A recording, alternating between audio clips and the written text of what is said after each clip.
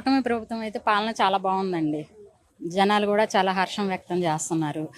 బాబు గారు, లోకేష్ గారు పడే శ్రమ, మన పిల్లలు మన రాష్ట్రం ముందంజలో ఉండాలనేసి వాళ్ళు చేసే ప్రయత్నాలు కానీ, పరిశ్రమలు వెళ్ళి తీసుకురావటం కానీ ఏదైనా చాలా బాగుంది. అసలు ముందు తరాలకి చాలా ఉపయోగపడేటట్టు చేస్తున్నారు. మరి మీరు ఎంత బాగుందంటున్నారు. మరి వైసీపీ వాళ్ళు చూస్తేనేమో ఈ కూటమి ప్రభుత్వం అంతా ఈ రాజధాని ఏదైతే ఉందో ఇదంతా గ్రాఫిక్స్లోనే చూపిస్తున్నారు అని చెప్పేసి అంటున్నారు కదా మేడం. వాళ్ళ ఇంట్లో కూర్చొని చెప్పటం కాదండి, ఒకసారి రావాలి కదా. వస్తే అమరావతిని చూసి మాట్లాడమనండి. ఇప్పుడు ఇళ్లలో కూర్చొని మేమైనా చెప్తాం. ఇళ్లలో కూర్చొని వాళ్ళు సెట్టింగులు చేస్తారు. వీళ్ళు అలా సెట్టింగులు చేయాల్సిన అవసరం లేదు. కష్టమైతే కష్టం అని చెప్తారు, మేము ఇలా చేస్తున్నాం అనేసి చెప్తారు. అమరావతి వెళ్ళి చూస్తే అక్కడ తెలిసిద్ది వాళ్ళ పాలన ఏంటి, ఎలా ఉంది ఏంటి అన్నది తెలిసిద్ది. కంపెనీలు వస్తున్నాయంటే రేపు పిల్లలకి ఎంతో మందికి పిల్లలకి ఉద్యోగాలు కానీ ఏదైనా సరే మన రాష్ట్రం ముందంజలో రావటానికి చాలా కృషి చేస్తున్నారు. చాలా సంతోషంగా ఉంది అవి రావటం కూడా చాలా సంతోషంగా ఉంది. మరి రాయలసీమ అంటే జగన్ గారు కూడా మరి అక్కడే పుట్టారు, అక్కడే మరి ఆయన కూడా అక్కడే. మరి ఇంతకుముందు ఆయన ఏం అభివృద్ధి చేయలేదండి రాయలసీమ? ఏం చేశాడండి? ఇంట్లో కూర్చొని సెట్టింగులు పెట్టుకొని మేము అది చేస్తున్నాం ఇది చేస్తున్నాం అన్నారు. ఒక్కటి చేయలేదు. రాష్ట్రాన్ని అప్పులమయం చేసేసి వెళ్ళిపోయాడు. మరి వాళ్ళు వచ్చినప్పుడు అంతకుముందు కూడా బాబు గారు అన్ని అప్పులు చేసి వెళ్ళిపోయారు అన్నారు కదండి. ఏం చేశారు చెప్పమనాలి కదా, ప్రూఫులతో సహా. ఇప్పుడు జగన్ గారు చేసిన అప్పులు మొత్తం ప్రూఫులతో సహా ఈ గవర్నమెంట్ చూపించింది. మరి జగన్ గారు చూపించాలి కదా. మరి చూపించలేదు. ఎక్కడ చూపించిందండి? చూపించాలి కదా. ఇప్పుడు ఏదైనా అప్పులు చేశారు, ఏం చేశారు? మన రాష్ట్రాన్ని అభివృద్ధి చేశారు కానీ దేనికైనా మామూలుగా వాళ్ళ సొంతానికి ఏమన్నా చేసుకున్నారా? లేదు కదా. మన రాష్ట్రం అభివృద్ధి కోసం ఏదైనా సరే వీళ్ళకేం అవసరం అండి? బాబు గారు వాళ్ళు ఇంట్లో కూర్చొని చేసుకోవచ్చు. మరి అంత 75 ఏళ్ళ వయసులో బాబు గారు అంత కష్టపడి పరిశ్రమలే కానీ, మరి లోకేష్ గారు కానీ పరిశ్రమలే కానీ ఏదైనా సరే భావితరాలకు ఉపయోగపడాలి. పిల్లలందరూ రేపు వేరే వేరే రాష్ట్రాలు వెళ్లకుండా మన రాష్ట్రంలోనే జాబ్స్ అవి ఏదైనా సరే చేసుకోవాలని చెప్పేసి ఎంత కష్టపడుతున్నారో జనాలకు తెలుస్తుంది కదండి. రాబోయే రోజుల్లో కూడా కూటమి ప్రభుత్వం ఇలాగే ఉండబోతుంది అంటారా? అలాగే ఉంటుందండి. ఇది పక్క 100కి 200%. మరి కూటమి ప్రభుత్వంలో వాళ్ళే కొట్టుకుంటున్నారు కార్యకర్తలు అంటున్నారు కదండి. ఆ పార్టీ వాళ్ళు, ఈ పార్టీ వాళ్ళు, జనసేన, టీడీపీ వాళ్ళు. ఏదండి ఒకళ్ళని చూపించమనండి. మరి జనం చేస్తారంటున్నారు. అలాగేమీ లేదండి, అలా ఏమీ లేదు. చూపించమనండి. మరి వాళ్ళు ఇప్పుడు మామూలుగా అందరూ ఐకమత్యంగానే చేసుకుంటున్నారు. ఎవరు గొడవ అయ్యింది కూడా ఏం లేదు. Thank you. అసలు మాకైతే చాలా బాగా నచ్చిందండి. అన్ని విధాలుగా మాకు అన్ని విషయాల్లో కూడా కూటమి ప్రభుత్వం సహాయంగా ఉంటుంది. ఇప్పుడు తల్లికి వందనం అనేది, ఇప్పుడు ఈ గవర్నమెంట్ స్కూల్లో మంచిగా పిల్లలను చూస్తుంది అనేది, అప్పుడు ఆడవాళ్ళు స్వతంత్రంగా తిరుగుతుందంటే ఈ కూటమి ప్రభుత్వం వల్లేనండి. అన్ని విధాలుగా అయితే మాకైతే చాలా బాగా చేస్తున్నారు. మరి అంతేకాకుండా ఈ కూటమి ప్రభుత్వంలో అభివృద్ధి ఎలా జరుగుతుందండి? అభివృద్ధి అంటే మీరు చూసే ఉంటారు, ఎక్కడికక్కడ రోడ్లు, ఫ్లైఓవర్లు, వంతెనలు, ఈ పోలవరం ప్రాజెక్ట్ కానీ కూడా ఇంకా అన్నీ పూర్తి చేయడం అన్నీ చేస్తూనే ఉన్నారు. ప్రతి ఊర్లో కూడాను చిన్న చిన్న రోడ్లు ఏంటి, మట్టి రోడ్లు, దాన్ని డెవలప్ చేయడం ఏంటి, ఈ వంతెనలు కట్టడం ఏంటి, ఏ ఒక్క విషయంలో కూడా కూటమి ప్రభుత్వం అయితే వెనకలేదు. ఫస్ట్లోనే అన్ని ముందుకుండి చేస్తూ ఉంది. మరి అమరావతి రాజధాని అవడం ఎలా అనిపిస్తుంది మేడం మీకు? మాకైతే చాలా ఆనందంగా ఉందండి.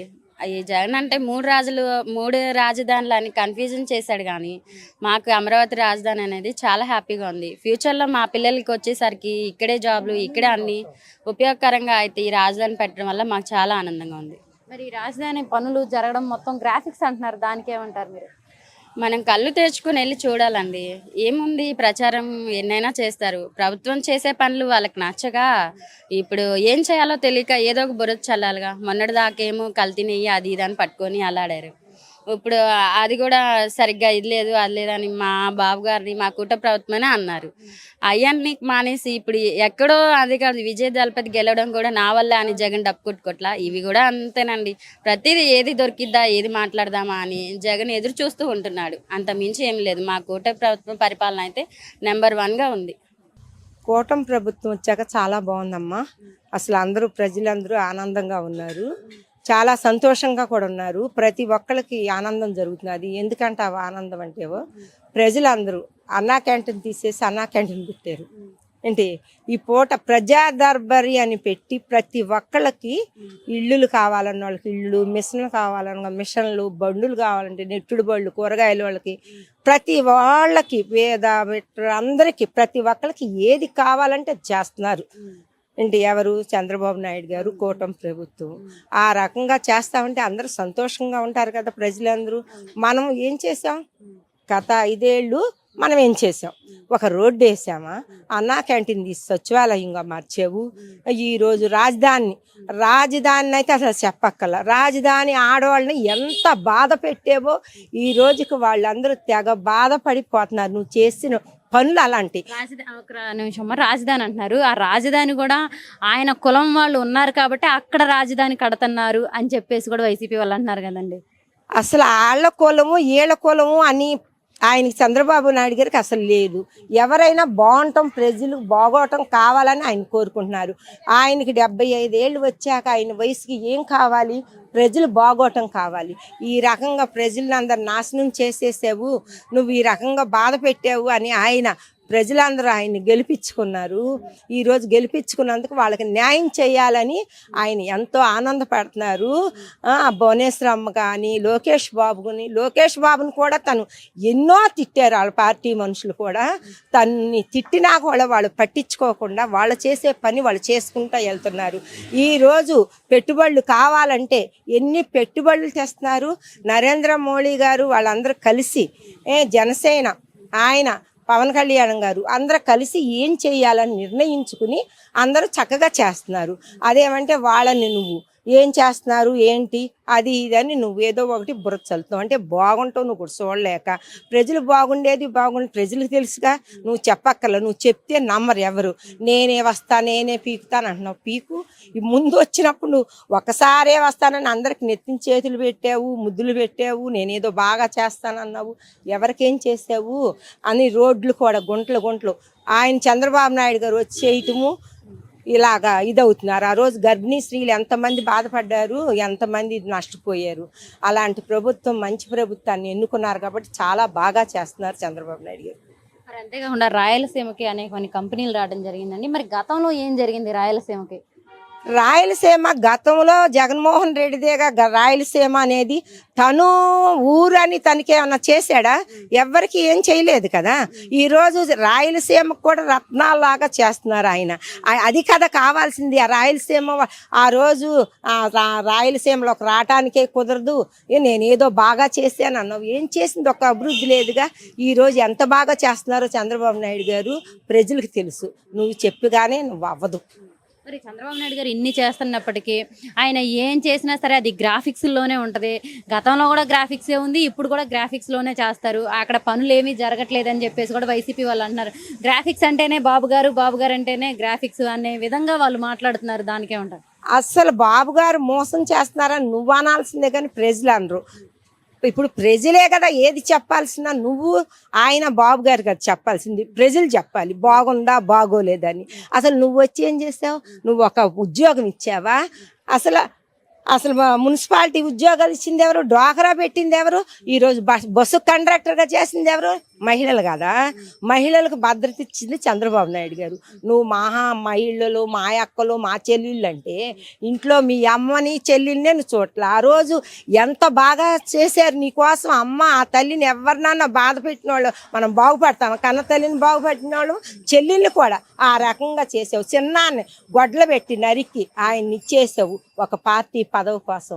అది కాదు, మన కుటుంబం బాగోవాలి, ప్రజలకు న్యాయం చేయాలి, అది కోరుకుంటారు. అంతేగాని వాళ్ళ కుటుంబం బాగోలేదు అయ్యి అంటే నువ్వంటే కుదరదు. బాగుందండి, చాలా అంటే చాలా బాగుంది. చెప్పిన నిధులన్నీ కేటాయిస్తున్నారు, ప్రజలకి చక్కగా పనిచేస్తున్నారు. వాళ్ళు ఇస్తానన్న పథకాలన్నీ కూడా కొంచెం లేట్ అయినా సరే సకాలంలో సమకూరుస్తున్నారు. మా పేదలందరికీ అండగా ఉంటున్నారు. మరి ఇంతకు ముందు గవర్నమెంట్లో ఎలా ఉంది మేడం? ఇంతకు ముందు గవర్నమెంట్లో అంటే చెప్పారు కానీ వాళ్ళు చెప్పింది ఏది సరిగ్గా చేయలేదు. మాట ఇచ్చారు కానీ ఏ మాట మీద నిలబడలేదు అనేది నా ఉద్దేశం. ఎందుకని ఏ మాట మీద నిలబడలేదనుకుంటున్నారు? ఇప్పుడు ఆయన ఏమన్నారంటే జగన్మోహన్ రెడ్డి గారు పదవిలోకి రాగానే నేను సీఎం అవ్వగానే ఫస్ట్ ఆఫ్ ఆల్ పెన్షన్ పెంచుతానన్నారు. ఎలా పెంచారు ఆయన? 3 విడతలుగా 3 విడతలు పెంచుతానన్నారు. ఎలా? అది 3 విడతలుగా అంటే 250 ఆయన ఉన్న కాల పరిమితిలో ఎంత కాలంలో ఉంటే అంత కాలం 250 పెంచుకుంటూ వెళ్ళడం అది పద్ధతి కాదు కదా. ఇప్పుడు ఆయన చెప్పిన మాట చెయ్యాలి. ఇంకొకటి, అమ్మకి తల్లికి వందనం అన్నారు. ఇంట్లో ఎంతమంది పిల్లలు ఉంటే అంతమంది పిల్లలకి వేస్తానని చెప్పారు ఆయన ఏదో ప్రచారంలో. తీరా ఆ రోజు సరికి ఏమైంది? ఇంటికి ఒక్క బిడ్డకు మాత్రమే ఇచ్చారు. మిగిలిన 2-3 ఏమవ్వాలి? రోడ్డు మీద పడాలా? ఇప్పుడు ప్రజలకి చేయగలిగితే చెప్పాలి ఏదైనా సరే. చేయలేనప్పుడు గొప్పలు చెప్పుకోవడం ఎందుకు? వాళ్ళు గొప్పలు చెప్పుకోవడానికి తప్ప పని చేయడానికి గత ప్రభుత్వం పనికిరాదండి. మరి ఈ ప్రభుత్వం చూసుకుంటే మరి ఈ ప్రభుత్వం ఎలా ఉంది, ఎలా పనులు చేస్తుంది? మరి ఇక్కడ మీరేమో ఎంత బాగా చేస్తుందని చెప్తున్నారు. మరి వైసీపీ వాళ్ళు చూస్తేనేమో కూటమి ప్రభుత్వం వాళ్ళకే పని చేసుకుంటుంది, వాళ్ళ పార్టీ వాళ్ళకే చేస్తుంది, వైసీపీ వాళ్ళకి కానీ లేదా కింద వాళ్ళకి చేయట్లేదు అని చెప్పేసి కూడా అంటున్నారు. దానికేమంటారు? ఇప్పుడు వాళ్ళ ప్రభుత్వానికే చేసుకుంటుంది, వాళ్ళ పార్టీ కార్యకర్తలకే చేసుకుంటుంది టీడీపీ పార్టీ అనుకుంటే ప్రజలందరూ ఇలా ఉండరు కదండి. ప్రజలు ఊరికే ఉండరు కదా. వాళ్ళే తింటున్నారు, వాళ్ళే చేస్తున్నారు ప్రజలకు అనిపిస్తే ప్రజలు ఊరికే ఎందుకు ఉంటారు? ఒక్కొక్కరు పార్టీ ఆఫీసుల మీద, రోడ్ల మీద ఎక్కడ పార్టీ కార్యకర్తలు కనిపిస్తే వాళ్ళ మీద పడిపోతారు కదా. అంటే ఇక్కడ రెడ్ బుక్ రాజ్యాంగం నడుస్తుంది, అందుకే ఏం చెప్పట్లేదు అంటున్నారు ప్రజల వైసీపీ వాళ్ళు అంటున్నారు. అంటే ఈ రెడ్ బుక్ ఇవి అనేది వాళ్ళ తప్పులేంటి, వాళ్ళు ఏం చేశారు ఏంటి అనేది ఇప్పుడు అవతల మనిషి చేసిన తప్పు అనుభవించేవాడికి తెలిసిద్ది. వాళ్ళు ఏం చేశారు అనేది ప్రజలకి తెలుసు. అలాగే వాళ్ళని గమనించిన నాయకులకి తెలుసు కాబట్టే వాళ్ళ తప్పులు అనేది ఒక రెడ్ బుక్ లోనే రాసి పెట్టుకున్నారు. అవన్నీ ఎక్కడ బయటపడితే వాళ్ళ జీవితాలు ఏమవుతాయనే భయంతో పిచ్చి ఎలిగేషన్స్ అన్ని కూటమి ప్రభుత్వం మీద చేయడం తప్ప ఈ వైసీపీ ప్రభుత్వానికి వేరేది ఏది చేత కాదండి. వాళ్ళు ఏ పని చేయరు, చెప్పినా చేయరు. పోని చేస్తున్న వాళ్ళని చేయనివ్వరు, ప్రజల్ని మంచిగా ఉండనివ్వరు, కూటమి నాయకుల్ని మంచిగా ఉండనివ్వరు. ఎవరొకరి మీద పిచ్చి ఎలిగేషన్ చేసి వాళ్ళని రోడ్డు మీదకి ఈడ్చి వాళ్ళని అల్లరిపాలు చేయడమే వైసీపీ ప్రభుత్వానికి వచ్చిన పద్ధతి. మరి అమరావతి రాజధాని అవడం ఎలా అనిపిస్తుందండి? చాలా బాగుంది కదండి. ఇప్పుడు ఆయన ఉన్నారు 3 రాజధానులు చేస్తా అన్నారు. ఏది అసలు 3 రాజధానులు ఏంటండి? ఆయన అసలు ఏం మాట్లాడతారో ఏం చేస్తారో ఆ జగన్మోహన్ రెడ్డి గారికి మరి అవగాహన ఉందో లేదో తెలియదు. కానీ ఇప్పుడు రాజధాని తీసుకొచ్చారు, అమరావతి తీసుకొచ్చారు. అక్కడ ఉన్న వాళ్ళకి చుట్టుపక్కల ప్రజలకి ఎంత మంచి అండి. ఇప్పుడు ఏదైనా పని చేస్తాము అంటే చేసి చూపించాలి, అది నాయకుడి లక్షణం. చేసే వాళ్ళ మీద వేలెత్తి చూపించడం నాయకుడి లక్షణం కాదు. అసలు జగన్మోహన్ రెడ్డి గారికి వేలెత్తి చూపించడం తప్ప పొద్దస్తమానం చంద్రబాబు నాయుడు గారి మీద, కూటమి ప్రభుత్వం మీద ఎలిగేషన్స్ చేయడం తప్ప ఇంకేమీ చేత కాదు. మరి ఈ కూటమి ప్రభుత్వం ఇలాగే ఉంటుంది అనుకుంటున్నారా? ఉంటుందండి. 2029లో కూడా పక్కాగా కూటమి ప్రభుత్వమే వస్తుంది. ప్రజలు ఇంకా ఈ ప్రభుత్వాన్ని కోరుకుంటారు.